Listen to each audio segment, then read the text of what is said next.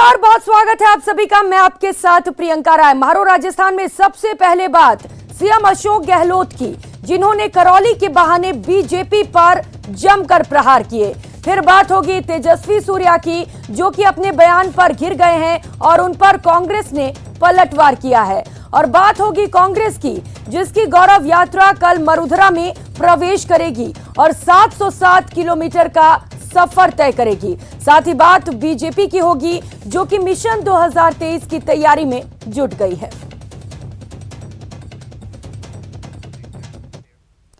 अमन की ओर लौटते करौली में कर्फ्यू जारी है, तो सियासत भी करौली छोड़ने का नाम नहीं ले रही। बीजेपी लगातार गहलोत सरकार पर हमलावर है, तो अंबेडकर जयंती के मौके पर सीएम गहलोत ने उनके बनाए संविधान की धज्जियां उड़ाने का बीजेपी पर गंभीर आरोप लगाया। तो तेजस्वी सूर्या की सियासत पर भी निशाना साधा। देखिए कैसे चुन चुनकर सीएम ने बीजेपी पर प्रहार किए। अंबेडकर के बहाने बीजेपी पर प्रहार। अगर अंबेडकर को मानने वाले लोग तो नहीं हैं, और पूरे देशवासियों को चाहिए कि जो संविधान बना है हमारा, उसको पूरे दुनिया उसको सम्मान की दृष्टि से देखती है। हमारे संविधान की जो मूल भावना है, पूरी दुनिया के सब मुल्क उसकी कद्र करते हैं, और ये उसकी धज्जियां उड़ा रहे हैं। खाली दिखावा के लिए अमेरिका का नाम लेते हैं। सीएम गहलोत का बीजेपी पर तंज। तेजस्वी सूर्या, नाम तो तेजस्वी सूर्या, और यहाँ पर आप देखिए किस काम के लिए आए, आप बताइए।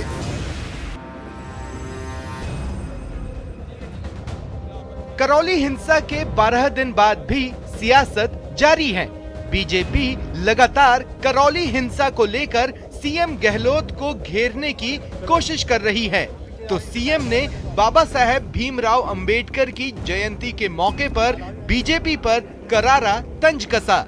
सीएम बोले कि बीजेपी का बाबा साहेब अंबेडकर समेत किसी भी महापुरुष के आदर्शों पर भरोसा नहीं है। बीजेपी तो सिर्फ उनका राजनीतिक इस्तेमाल करना जानती है। ये अंबेडकर की बात करते हैं, जिंदगी में अम्बेडकर को कभी माना नहीं इन्होंने, उसको स्वीकार नहीं किया। और आज देखिए आप अंबेडकर की जयंती मनाएंगे, गांधी जी को चुरा रहे हैं। सरदार पटेल ने तो आरएसएस पे बैन लगाया था, उसकी मूर्ति बना रहे हैं। तो चुनाव जीतने के लिए, राजनीति करने के लिए हथकंडे अपना रहे लोग। इनके हथकंडों को अगर देश नहीं समझा, प्रदेशवासी नहीं समझे, तो भुगतना एक दिन सबको पड़ेगा, मेरा मानना है। करौली हिंसा में प्रशासन की भूमिका को लेकर बीजेपी गहलोत सरकार से सवाल पूछ रही है, तो सीएम गहलोत ने पलटवार करते हुए कहा कि हमसे सवाल पूछने वाले बताएं कि बीजेपी शासित राज्यों में आम लोगों को कौन डरा रहा है। करौली की घटना में मुख्यमंत्री अशोक गहलोत खुद जिम्मेवार है। वो पीएफआई को प्यार करते हैं और राष्ट्रवाद को दुत्कार करते हैं, और इसलिए जब घटना ऐसी हुई, उनकी नाक के नीचे हुई, उनको पता था कि भाई रामनवमी का है, हिंदू नववर्ष के जुलूस निकलेंगे, तो उसके इंतजाम के लिए गृह मंत्री ने समीक्षा क्यों नहीं की? तो जिम्मेवार तो गृह मंत्री है, सस्पेंड तो गृह मंत्री को होना चाहिए। एक तो हमें कहते हो करौली के अंदर निर्दोष लोग पकड़े जा रहे हैं, और एक तरफ क्या वो निर्दोष लोग पकड़े जा रहे हैं, क्या राजस्थान सरकार जाके उनके मकान को, क्योंकि अरेस्ट हो गए हैं, उनके मकान को बुलडोजर चला दो उसका पर। एक आप बताइए, बुलडोजर चलाना, मकान को ध्वस्त करना पूरा, जहाँ वो रहते हैं, क्या बीतती होगी। बीजेपी शासित मध्य प्रदेश समेत कई राज्यों में अभियुक्तों के घर पर बुलडोजर चलाए जाने को कानून के राज का उल्लंघन बताकर सीएम ने बीजेपी को निशाने पर लिया और कहा कि कानून का राज खत्म होने का मतलब है लोकतंत्र खत्म होना। अभियुक्त बन गए, मकान गिरा रहे हैं। ये अधिकार किसी के पास नहीं, ये अधिकार सिर्फ कानून के पास में। कानून अपना काम करे, उसके अंतर्गत आप कुछ भी करो, कोई दिक्कत नहीं है। कानून का राज नहीं रहेगा तो सबको भुगतना पड़ेगा एक न एक दिन। आज जो खुश हो रहे हैं ना, हो सकता है उनको भी भुगतना पड़ेगा, क्योंकि कानून का राज से देश चलता है, प्रदेश चलते हैं, शासन चलता है, उसकी धज्जियां उड़ा रहे लोग। सीएम गहलोत बोले कि उनकी सरकार महात्मा गांधी और बाबा साहेब अंबेडकर के सिद्धांतों पर काम करती है। लेकिन कुछ ऐसे भी लोग हैं जो बात तो बाबा साहेब की करते हैं, लेकिन उनके बनाए संविधान की धज्जियां उड़ाने का मौका नहीं चूकते। Bureau report, news 18 Rajasthan.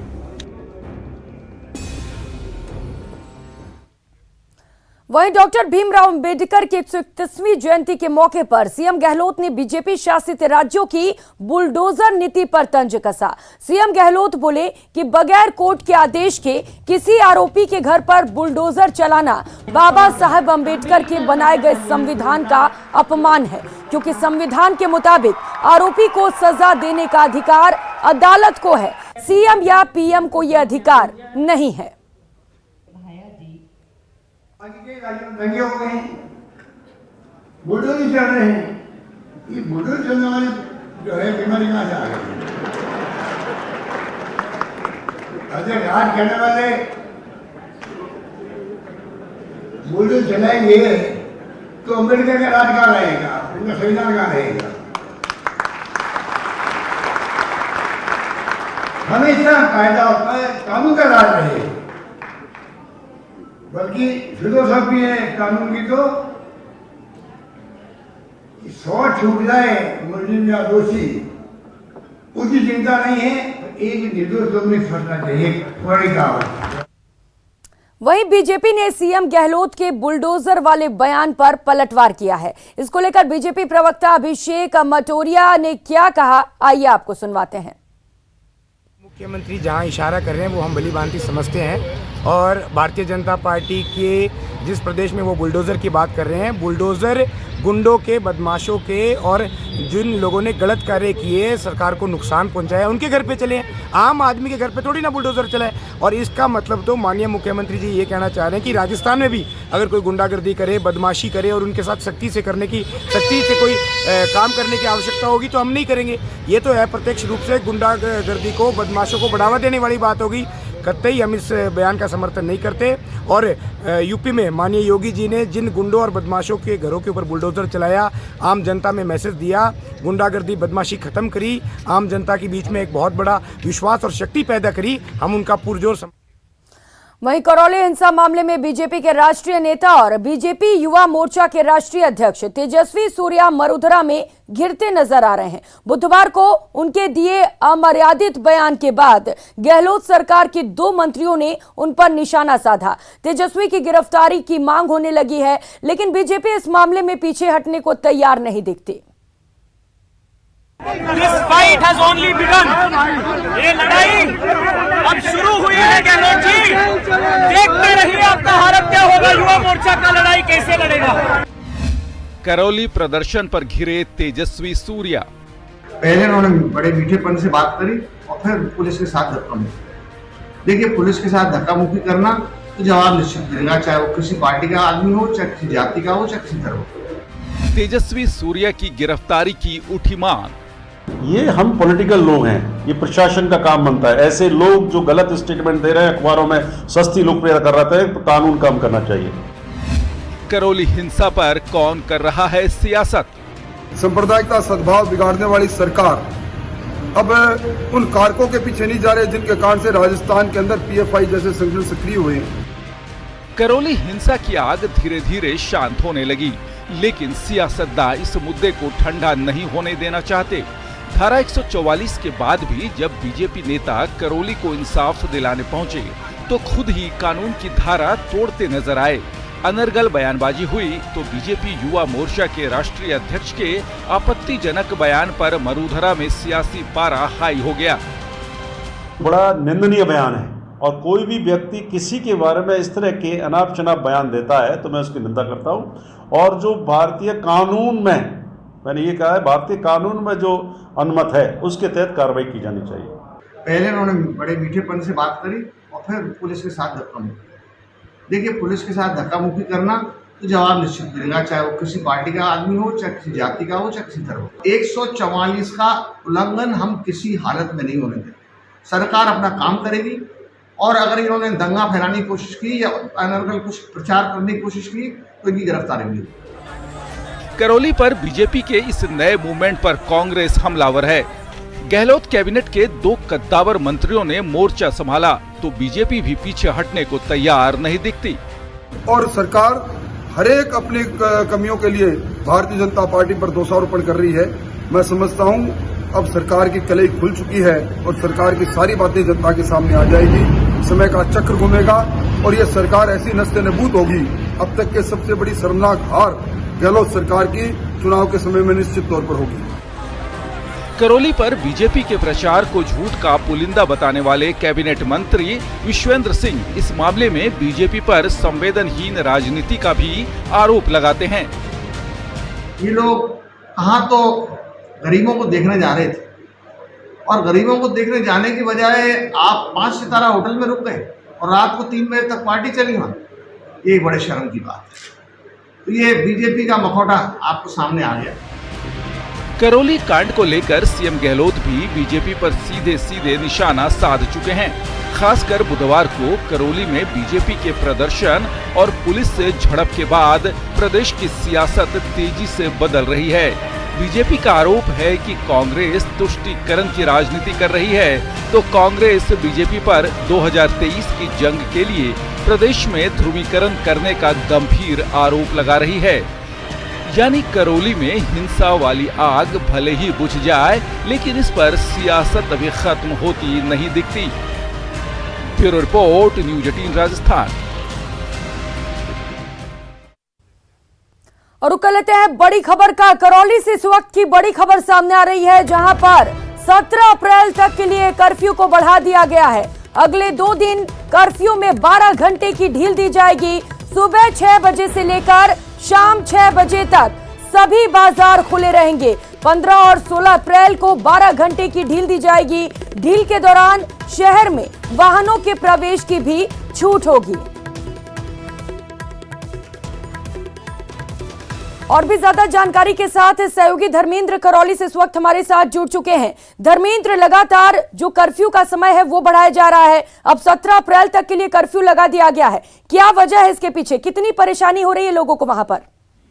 देखिए प्रियंका, ये छठा मौका है जब कर्फ्यू में जो सीमा है वो 17 अप्रैल तक बढ़ाई गई है। और इस दौरान सबसे बड़ी राहत की बात यह है कि जो कर्फ्यू में ढील की सीमा है वो 12 घंटे दे दी गई है। कल और परसों यानी 15 और 16 तारीख को जो कर्फ्यू में ढील है वो सुबह 6 से शाम 6 बजे तक रहेगी, जिसके दौरान सारे बाजार खुले रहेंगे, सभी तरह की दुकानें खुली रहेंगी।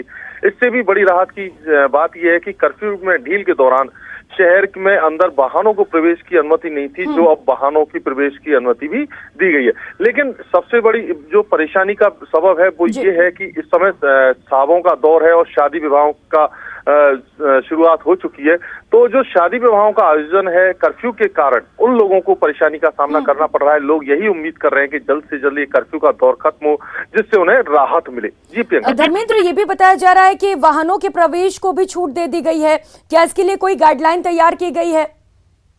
जी देखिए, मैं प्रियंका बताना चाहूंगा, मैंने पहले भी कहा कि जो वाहनों के प्रवेश को अनुमति दी गई है, पहले सिर्फ लोडिंग और जो माल सप्लाई के वाहन थे उनको ही शहर में प्रवेश की अनुमति दी गई है। लेकिन अब सभी प्रकार के वाहनों को कर्फ्यू में ढील के दौरान शहर में प्रवेश की अनुमति दी गई है, जिससे लोगों को काफी राहत महसूस हो रही है। साथ ही जो आवागमन की सुविधाएं वो भी शुरू हुई है। पहले कई जगह बसों का आवागमन नहीं हो रहा था, वो भी बढ़ी है, जिससे जो रुके हुए यात्री हैं और लोगों का आवागमन बंद था वो शुरू हुआ है। जी प्रियंका। और धर्मेंद्र, इसके साथ ही जो कर्फ्यू में ढील है वो भी बढ़ा दी गई है। अब 12 घंटे लोगों को छूट दी जा रही है सामान खरीदारी के लिए। तो क्या तैयारियां हैं प्रशासन की ओर से कि शांति व्यवस्था बनाए रखें वहां पर? देखिए प्रियंका, जिस तरह से सुरक्षा और शांति व्यवस्था की बहाली के लिए पुलिस प्रशासन की मुस्तैदी की बात है, तो लगातार 21 पॉइंटों पर पुलिस बल तैनात है। साथ ही जब जो बात है मोबाइल चेकिंग की, मोबाइल गश्त की, वो भी लगातार जारी है। पुलिस वाहन लगातार शहर में गश्त कर रहे हैं। और इसके दौरान साथ ही जब छूट खत्म होती है तो पुलिस लगातार जो शहर में गुजरने वाले लोग हैं, यानी कि सुरक्षा के चाक चौबंद व्यवस्था किए गए हैं पुलिस प्रशासन की ओर से। बहुत शुक्रिया आपका तमाम जानकारियों के लिए। और रुक लेते हैं एक और बड़ी खबर का। श्रीगंगानगर से इस वक्त की बड़ी खबर सामने आ रही है। पाकिस्तान से हेरोइन तस्करी का मामला सामने आया है। बिंजौर पोस्ट क्षेत्र में 4 किलो हेरोइन बरामद किए गए हैं। श्रीगंगानगर सीआईडी ने 4 किलो हेरोइन बरामद करने में सफलता हासिल की है। गेहूं की फसल की कटाई के दौरान 4 किलो हेरोइन जब्त किए गए हैं। सीआईडी की एएसपी के नेतृत्व में ये सर्च ऑपरेशन चलाया जा रहा है और सर्च ऑपरेशन में पुलिस को बड़ी कामयाबी मिली है। अशोक कुमार शर्मा इस वक्त हमारे साथ सहयोगी जुड़ चुके हैं। अशोक कुमार, बड़ी कामयाबी मिली है सीआईडी को, कैसे मिली ये कामयाबी और क्या कुछ अपडेट? देखिए प्रियंका, इसमें कोई शक नहीं कि सीआईडी को एक बहुत बड़ी कामयाबी मिली है, क्योंकि पिछले 2 दिन पहले ही सीमा पार पाकिस्तान से ड्रोन के जरिए हेरोइन तस्करी का मामले का सनसनी खुलासा हुआ था और इसी को लेकर सीआईडी के साथ साथ अनूपगढ़ की जो पुलिस है वो भी लगातार सर्च ऑपरेशन चला रही है भारत पाक सीमा क्षेत्र की विजेता, मजनू और बिंजोर पोस्ट क्षेत्र में।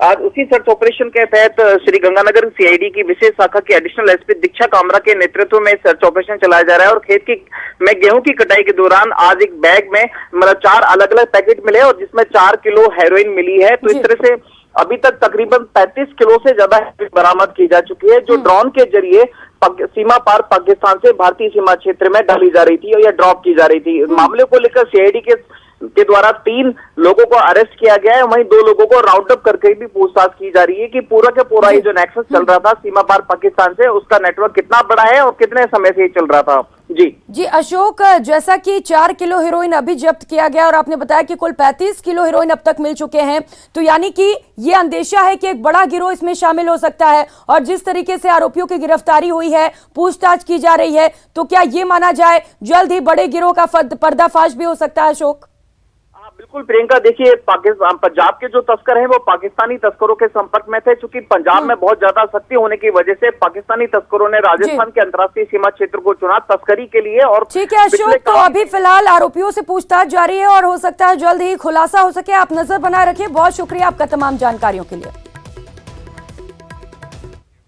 और फिलहाल यहाँ वक्त हो चला एक छोटी सी ब्रेक का। ब्रेक के बाद बात बीजेपी के राष्ट्रीय संगठन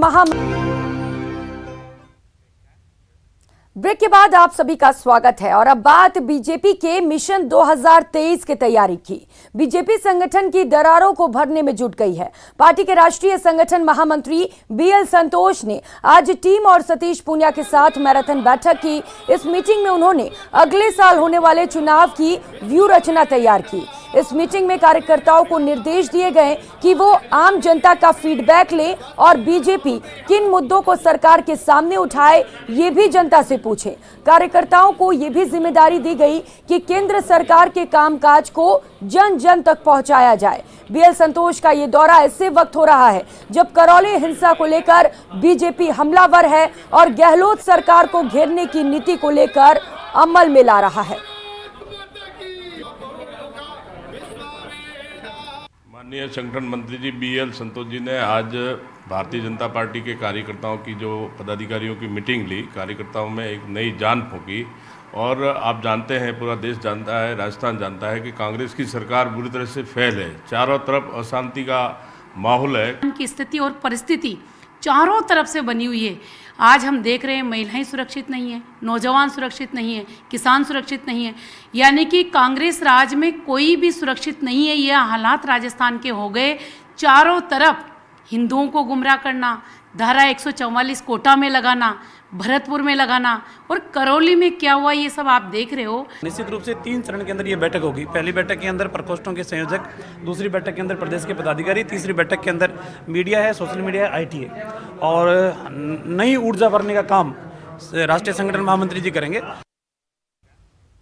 तो मरुधरा की सियासत में बीजेपी इन दिनों करौली कांड को मिशन 2023 के मुख्य मुद्दे के रूप में देख रही है। इसी क्रम में बीजेपी ने आज से मिशन करौली का आगाज कर दिया। कल शाम तक हंसराज बालोती हाथी पर सवार थे।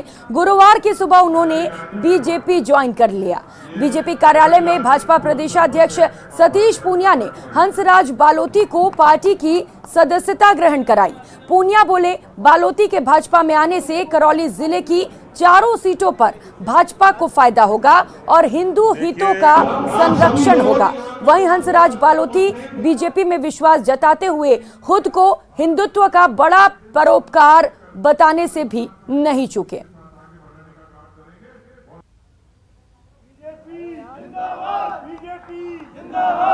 और अंबेडकर जी की जयंती के शुभ अवसर पर ये जरूरी था कि उन्होंने समझा कि हमको भारतीय जनता पार्टी की जरूरत है और उन्होंने भारतीय जनता पार्टी ज्वाइन की है। एक ही बात कही है कि आज और इससे पहले भी वो भारतीय जनता पार्टी की नीतियों से और मोदी जी के लोक कल्याणकारी नीतियों से प्रभावित हैं और करौली की हिंसा के बाद में इनको ये ज़्यादा इस बात की तकलीफ थी कि राजस्थान में जो सरकार काम कर रही है वो तुष्टीकरण करती है, बहुसंख्यक लोगों के साथ अत्याचार करती है और इसीलिए उन्होंने आज का दिन चुना। अब खबर झुंझुनू से है। झुंझुनू में परिवहन मंत्री बृजेंद्र ओला ने पत्रकारों से बातचीत करते हुए बढ़ती महंगाई को लेकर केंद्र सरकार पर निशाना साधा। उन्होंने कहा, तेल की बढ़ती कीमतों के कारण महंगाई बढ़ रही है, केंद्र सरकार को इसके लिए सोचना चाहिए। इस दौरान ओला ने पीएम मोदी के द्वारा गुजरात के सीएम के तौर पर दिए गए बयान को लेकर भी निशाना साधा। उन्होंने कहा, मोदी सरकार 8 सालों से सत्ता में है, लेकिन महंगाई का ठिकरा कांग्रेस पर ही फोड़ रही है।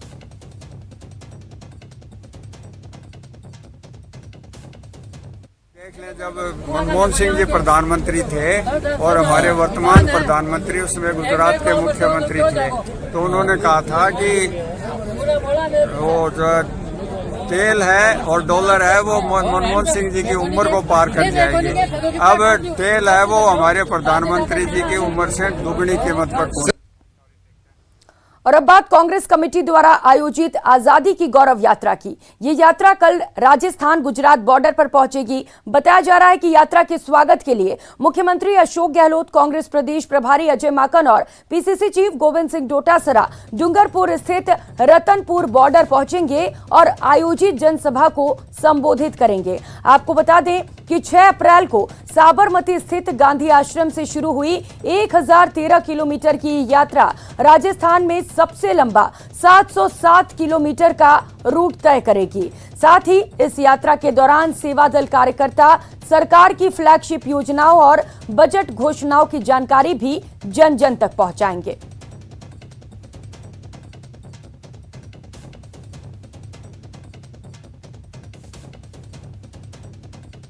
अखिल भारतीय कांग्रेस कमेटी द्वारा आयोजित आज़ादी की गौरव यात्रा का कार्यक्रम राजस्थान बॉर्डर पे अभी ये व्यवस्थाएं चल रही है। मेरे साथ राज्य मंत्री राम सिंह जी राव भी है, मोहन अटेला जी भी है। हम सारे व्यवस्थाओं में लगे हुए।